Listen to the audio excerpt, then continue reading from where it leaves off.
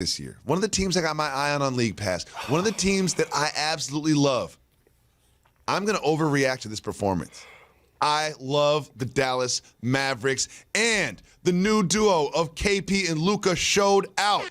KP had 23 points. Luka Doncic, 34 points in the debut of his sophomore year. Look at Luka pulling up from back there. I mean, that was KP. Luka, between the legs, gets to the finishes at the bucket.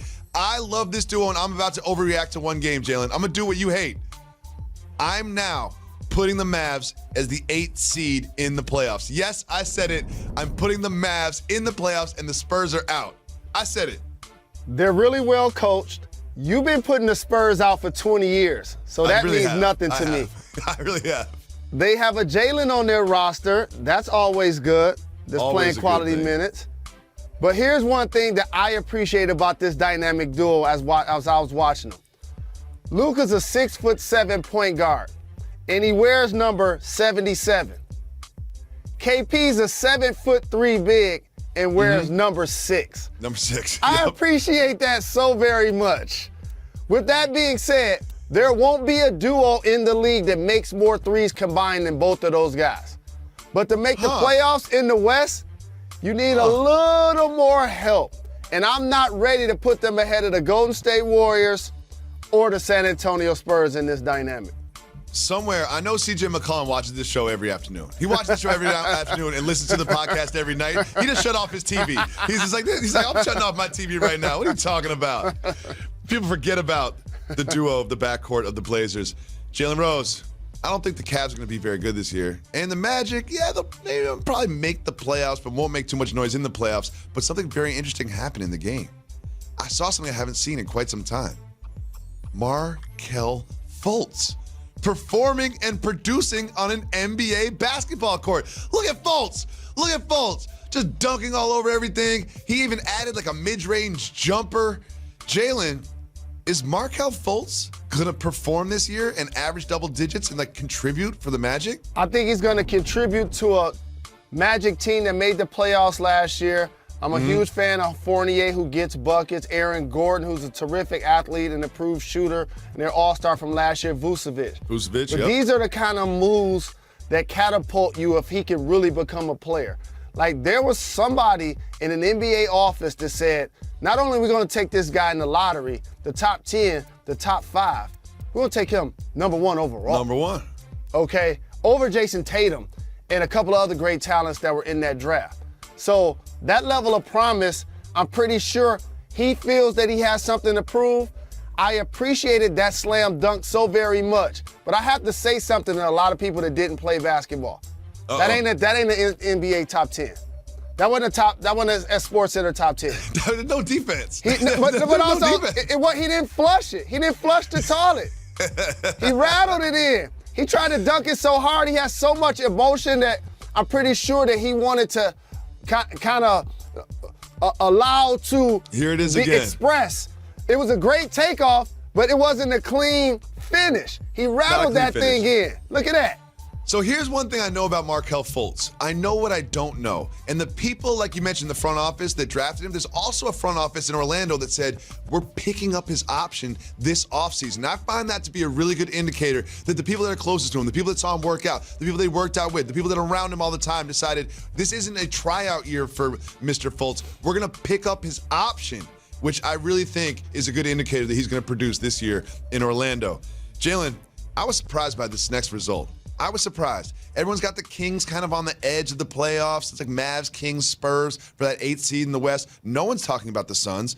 The Suns showed up and showed out. A very balanced attack to beat the Kings last night. And you saw something from Oubre. You saw something from Booker right here with the left-hand finish. You saw something from DeAndre Ayton, like catching this lob. Like, they had a balanced attack. They got contributions from a lot of different places, and they looked better than the Kings. The Suns aren't going to make a run, but they looked like they have some pieces, didn't they? Absolutely, and I must do this public service announcement because it's really important. What's that? For those that have been supporting the Jalen Jacoby movement via podcast, radio, and television for the last 8 years, you understand that we're the Tastemaker Show. We're your favorite pod's favorite pod. And when NFL games happen, when NBA games happen, we're going to talk about the Magic. We're going to talk about the Suns. We're going to talk about teams in the NFL that don't get national coverage. And so you get familiar with guys like Kelly Oubre, who are now playing with the Suns, getting veteran-type opportunities with a young bunch of guys like Ayton and Booker, who are lottery picks. This was a quality win over the Kings, who signed Buddy Hield this offseason. Yep. De'Aaron Fox was a part of Team USA, and some felt like they had the potential to take a leap. That's why your point is valid, Jacoby, for acknowledging the fact that the Suns have been a team that nobody discusses, yet Booker had a game in the NBA so far in his young career.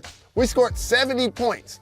So the promise is there. It was great to see them play well on the opening night. I'm glad you mentioned Buddy Hield and his new contract. 28 points, 6 for 12 from 3. Hield looked pretty good in the loss. Moving on, Jalen, the Heat beat the Grizzlies, but all I can remember from that game is this dunk from Derrick Jones Jr. So we're going to get the start of the game. We'll get you a little warmed up, but this dunk, you got Tyler Hero, young, up and over. Jalen, does it count if you kind of throw it into the rim? Fam, when you jump that high, it always counts. And the only thing that reminded me of, like, Big Sean and Drake got a song like, I think the hook go, I'm way up, I feel blessed. Yep.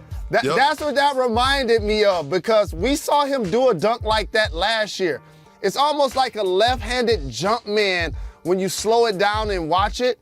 And so when you look in this box score, I want people to pay attention to something.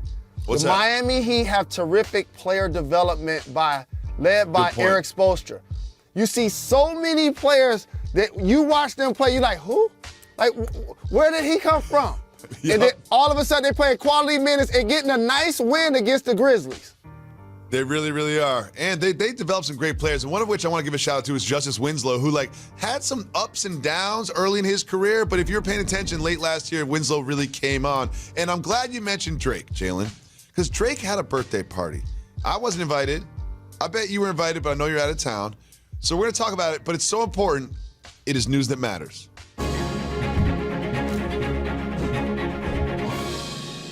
So I wasn't invited to this birthday party, but apparently bad gal Riri was. Rihanna attended the birthday party, and we found out via some Instagram sleuthing that in the middle of the party, Drake ordered everybody McDonald's. Jalen, you often order lunch for the entire staff, except the staff in Los Angeles, who complains about it all the time. But would you order McDonald's for Rihanna, or would you go to a better restaurant and get her some real food? So a couple of things. Both of them are so uber famous and have so much money. Sometimes you like to switch it up and create a sense of normalcy. And don't sleep on your boy. I'm always getting a hot cake and sausage with an extra sausage. It happens. Wait, extra sausage? No doubt about it. And I was actually invited to the party. I had my countdown suit on from yesterday, but I wasn't dressed for the zoot suit type theme. So I felt like it wasn't appropriate for me to try to go. Oh, that was so nice of you. That was just so kind of you, so giving and so generous. You didn't want to show up with outside theme. You got to be on theme. That was so nice of you not to crash that party. So, we have been on the air for over half an hour now. We haven't even talked about the World Series Game 2. We're going to break it down right after this.